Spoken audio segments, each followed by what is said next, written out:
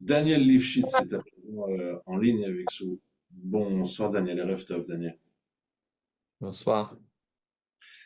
Daniel, vous êtes le petit-fils de Oded Lifshitz qui a été enlevé le 7 octobre dans votre kibbutz de Nir Oz. Il a été rendu à votre famille par le Hamas. C'était un homme qui était un fervent défenseur des droits palestiniens, militant de la paix.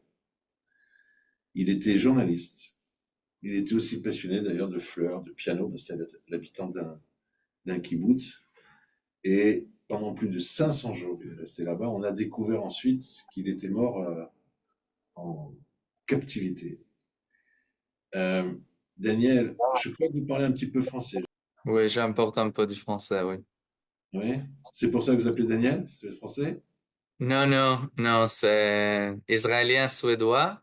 Et moi, je parle français parce que j'importais le vin de France en Israël. Et pour parler avec les vignerons, je dois étudier français. Ah, ben dis donc, c'est pas mal, hein? Je sais pas si moi je suis aussi brillant en hébreu, hein. Qu'est-ce que vous avez envie de dire à nos auditeurs, Daniel? קודם כל על התקופה שאני פה, אני 3 שבועות עכשיו כבר פה Tout d'abord, sur בפריז, ma הגעתי présence ici, ça לפה fait 3 maintenant שעות 3 semaines אחרי que je suis à Paris. ההתקפה Je suis arrivé 3 heures שהתחילה après l'attaque באיראן, qui a commencé en Iran. ואני דבר ראשון Et je veux רוצה d'abord להודות remercier toute la לכל communauté הקהילה juive de Paris et היהודית de France pour son בפריז soutien et ובצרפת son aide על incroyable au התמיכה quotidien, pour le logement, pour la והעזרה solidarité, pour la המדהימה כל prévenance, יום, בין אם pour זה tout. במגורים, C'est בחברה, ce בדאגה, pourquoi je בכל suis le דבר. plus reconnaissant ו- après ces 3 והדבר semaines. שאני הכי יכול להודות Mon לו ami ב3 aussi, שבועות Meir פה, Laloum, qui est חבר vraiment שלי גם incroyable avec בלום, moi tous les שבאמת jours, ainsi qu'une איתי כל היום, communauté incroyable וגם autour de moi קהילה ici. מדהימה מסביב כאן. J'aime אני vraiment cette באמת communauté אוהב את et הקהילה je כאן, suis ואני באמת heureux d'être שמח là. להיות כאן, Et ואם si אני je peux יכול faire לעשות quoi כל que ce soit דבר pour עבור elle, que ce soit parler, הקהילה sensibiliser הזאת, בין ou אם aider זה notre לדבר peuple, je ולתת suis là pour הסברה ça. ולעזור לעם שלנו, אני כאן בשביל זה. Vous avez vu les affiches dans la rue? ראיתי גם את הכרוזים אתמול, האמת היא, כשצילמנו Oui, j'ai vu אילנה les affiches hier. En fait, on a כתבה את filmé avec Ilana הפוסטר Grivetsky qui של a mis מתן la photo de במקום Matane שהיה הכרוזים là où עליו, étaient אבל collées les גם affiches. ראיתי כמה וכמה פעמים J'en ai vu והלכתי plusieurs, mais קצת je בתוך suis aussi ההפגנות allé dans des ברחובות, manifestations, place de la לראות מה République, אומרים שם, על pour מה voir ce מדברים qu'on שם. disait, de quoi on parlait. ואני חושב שכמו Et je בהרבה pense que מקומות comme אחרים, ailleurs, יש il y פה a בעיה ענקית ici un énorme בחינוך problème וידע d'éducation, de connaissance, de והסברה sensibilisation et de וג'יהאד diplomatie. דיפלומטי של Une guerre המון diplomatique est שנים menée depuis des années כנגד contre Israël ישראל, et contre כנגד les Juifs. היהודים, שאחרי Et dès le 8 כבר octobre, on a ב-8 commencé à לאוקטובר voir ce אנחנו qui se התחלנו passait לראות et c'est מה très קורה, dur que ce וזה soit קשה מאוד encore שזה comme ça. עדיין המצב, Mais bon, אבל il faut rester בסדר, fort et savoir que la אנחנו guerre à צריכים גם להיות Gaza, חזקים en וגם Iran, לדעת au Liban, au Yémen שהמלחמה ne s'arrête pas là. בעזה, Et on באיראן, espère qu'elle se בלבנון terminera bientôt ובתימן וכל avec זה un לא accord de נגמר עכשיו. cessez-le-feu, אנחנו מקווים la שזה ייגמר libération ממש des עוד מעט, otages שנגיע להסכם et le הפסקת désarmement du אש Hamas. לשחרור Le החטופים Hamas ne doit plus rester à Gaza et ולמיליטרייז nous avons חמאס, encore beaucoup de ושחמאס travail לא à יישארו faire בעזה, dans le monde, ויש לנו עוד comme on le עבודה voit. קשה לעשות בעולם, כמו שאנחנו רואים. Il faut dire que votre grand-père était un militant de la paix. Le kibbutz Nir Oz est un kibbutz de gauche, Shomer Hatzair. Et lui, en plus, il était actif. Il avait des contacts avec des Palestiniens à Gaza. Il écrivait sur eux. Qu'est-ce que ça vous inspire? סבא שלי היה בן אדם מאוד מיוחד. קודם כל הוא לחם ב4 מלחמות, ואני קורא לו אבל לוחם של שלום. כי הוא אומר כל מלחמה שנלחמים בה צריך להשיג את התוצאה הסופית, כי בסופו של דבר... Mon grand-père était une personne très spéciale. D'abord, il a combattu dans 4 guerres. Je l'appelle pourtant un combattant de la paix, car il disait « Toute guerre doit avoir un but final, sinon on reste bloqué. Regarde Gaza. Chaque guerre finit par un match nul, sans avancée réelle. Donc on se préparait à la guerre suivante, alors que quand on a fait la paix, on n'a plus besoin de se préparer. On le voit avec l'Égypte et la Jordanie. Mais ici, en 1984, mon grand-père est allé à la rencontre des dirigeants de Gaza. Il leur a dit « Il faut changer l'éducation. Il faut des écoles où nous contrôlons les programmes. » Ça n'a pas été fait. Et il disait, si l'éducation ne change pas, cela deviendra un État terroriste. Et quand le Hamas a pris le pouvoir, il disait sans cesse, on ne peut pas les laisser se renforcer à Gaza. Il était l'un des militants les plus durs contre le Hamas.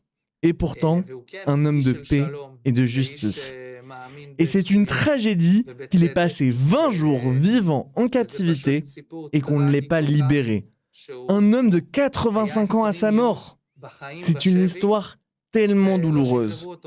Je ressens sa mission. Continuer son chemin qui est celui de la paix et de la sécurité. L'ADN d'Israël, c'est que quand on a une sécurité totale, on sait faire la paix. C'est la voix de mon grand-père. שלום וביטחון, ה-DNA שלנו כיהודים וכמדינת ישראל, הוא שכשאנחנו מקבלים ביטחון שלם, אנחנו יודעים לתת שלום. וזה דרכו של סבא שלי. Donc votre vision des choses a changé depuis le 7 octobre. Je voudrais remarquer au passage que le Hamas a enlevé des personnes âgées, des seniors, qui a enlevé nos grands-mères et nos grands-pères. Est-ce que ce 7 octobre a changé quelque chose dans votre vision des choses? D'abord parce que c'était mes grands-parents et que ma grand-mère est revenue. Je peux dire que même lors de l'enterrement de mon grand-père, elle a parlé de combien elle était bouleversée. Bouleversée à l'idée même de la possibilité du vivre ensemble. Et pourquoi? Pas à cause du Hamas. Il faut se souvenir que ce sont justement ces personnes-là qui ont tiré la sonnette d'alarme pendant des années sur le danger que représentait le Hamas. Ma grand-mère a même rencontré Yahya Sinwar dans un tunnel. Il leur a dit « Vous êtes entre mes mains maintenant, tout va bien, vous serez libérés dans quelques jours. » Résultat, mon grand-père a été libéré 502 jours plus tard dans un cercueil. Mais elle s'est levée face à lui et lui a dit « Comment oses-tu faire ça? Kidnapper, tuer, violer, tout ce que vous avez fait ici à ces gens-là, qui étaient justement les seuls à vouloir aider les Palestiniens. » Elle lui a dit « Tu as tué la paix. » Et pour elle, ce n'est pas le Hamas le problème. Ça, c'était clair depuis longtemps. Le problème, c'est que l'État d'Israël n'a pas écouté les alertes de mon grand-père, n'a pas écouté tous ceux qui avertissaient. Mais surtout, ce qu'on n'a pas vu, c'est que le 8 octobre, il n'y a pas eu un Palestinien dans la rue, ni en Cisjordanie, ni à Gaza, ni ailleurs dans le monde, qui sont sortis pour condamner ce que fait le Hamas ou pour demander la libération des otages. Et même par la suite, on ne l'a pas vu. C'est pourquoi elle était bouleversée. Et c'est là aussi que moi, je suis bouleversé. Les Palestiniens doivent montrer qu'ils veulent quelque chose de différent pour de vrai. Et quand vous critiquez Israël, et ce n'est pas que je dis qu'il ne faut pas, on peut critiquer Israël, mais si vous critiquez Israël, alors condamnez aussi le Hamas. Parce que c'est le Hamas qui a provoqué tout ça. C'est le Hamas qui nous a attaqués le 7 octobre. On doit entendre une autre voix du monde arabe, du peuple palestinien. Pas seulement voir l'opposition iranienne manifester en faveur d'Israël. חמאס הם אלה שתקפו אותנו ב7 לאוקטובר, ואנחנו צריכים לראות קול אחר מהעולם הערבי ומהעם הפלסטיני, ולא רק לראות את האופוזיציה האיראנית יוצאת ומפגינה עבור ישראל. Vous trouvez que le gouvernement israélien fait les efforts nécessaires? J'imagine ce que vous dites sur les soldats, mais le pouvoir politique. Vous trouvez qu'il fait le nécessaire pour ramener les otages à la maison? Tu sais ce que je pense de ces soldats? Je les soutiens, je les aime, je les respecte. Je mentionne partout le nom de tant de héros tombés qui ont fait un travail incroyable. Je remercie chaque soldat de Tsahal et toutes les forces de sécurité pour tout ce qu'ils ont fait. Mais quand on voit aujourd'hui qu'il reste encore 50 otages à Gaza, il est évident que le gouvernement ne fait pas assez. Et malheureusement, ce n'est pas seulement le gouvernement israélien, c'est aussi les États-Unis, le Qatar, la France, l'Europe, toute la communauté internationale. Moi, je n'aime pas regarder en arrière. Parce qu'il y a encore des vivants à Gaza, et des corps à ramener, des familles à retrouver. Mais une seconde en arrière, dans les 2 premières semaines, quand le président Biden est venu, pourquoi il n'a pas dit « Si dans 14 jours les otages ne sont pas tous libérés, alors je donne carte blanche à Israël pour intervenir. En Iran, au Liban, à Gaza, partout. Le monde n'a jamais mis une vraie pression, une vraie force pour libérer les otages. Ça, c'était indispensable dans les 2 premières semaines. Oui, le gouvernement israélien a une grande part de responsabilité, mais à ce moment-là, Israël était en plein chaos. Quand le Hamas a publié sur Telegram que ma grand-mère allait être libérée, puis a dit que Quand le Hamas a publié sur Telegram que ma grand-mère allait être libérée, puis a dit que l'occupation refusait de la recevoir, c'était de la propagande, bien sûr. Mais à ce moment-là, personne en Israël ne pouvait me dire ce qui se passait tant il y avait du chaos. Et pour moi, la communauté internationale aurait dû s'assurer que les Bibas soient rentrés à la maison, que mon grand-père soit rentré à la maison. Si la communauté internationale avait été forte, si le gouvernement Biden avait été ferme, si le Qatar avait fait son travail, alors mon grand-père serait à la maison. La famille Bibas aussi. Et d'autres, parmi les 41 morts, auraient pu rentrer vivants.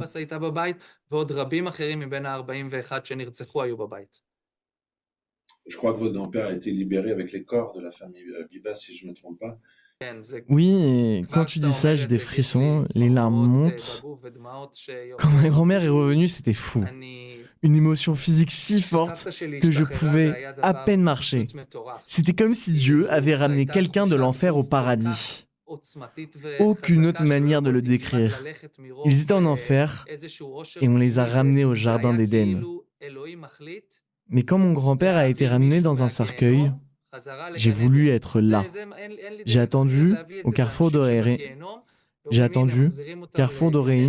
aussi près que possible.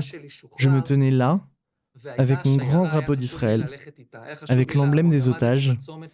Et quand le convoi est passé avec le corps des Bibas et celui de mon grand-père, c'était aussi fort que le retour de ma grand-mère. Parce que c'est l'ADN juif, on ramène tout le monde, même les corps, pour qu'ils reposent en paix, pour que les familles retrouvent leurs âmes, leur dignité, leur capacité à se reconstruire. À ce moment-là, mes larmes auraient pu remplir le lac de Tibériade. J'étais à chaque carrefour du trajet. C'était un convoi que le monde ne doit jamais oublier. Le seul bébé otage au monde et le seul arrière-grand-père otage au monde dans le même convoi après 502 jours. C'est une honte énorme pour le monde entier. Et bien sûr aussi pour nous et pour le gouvernement d'Israël.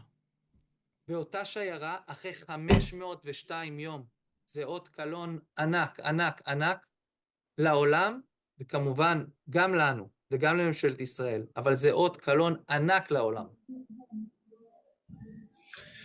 Daniel Lifshitz, merci pour ce témoignage sur Radio Shalom. Votre grand-père, Oded Lifshitz, 84 ans, a été tué en détention, otage à Gaza. Merci. Je vous remercie. Merci à vous, Bernard. Et encore fois, merci beaucoup pour la Juif communauté en France pour ces 3 semaines.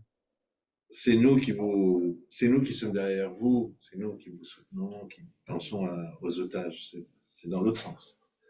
Ani modé lecha. Merci beaucoup, Daniel.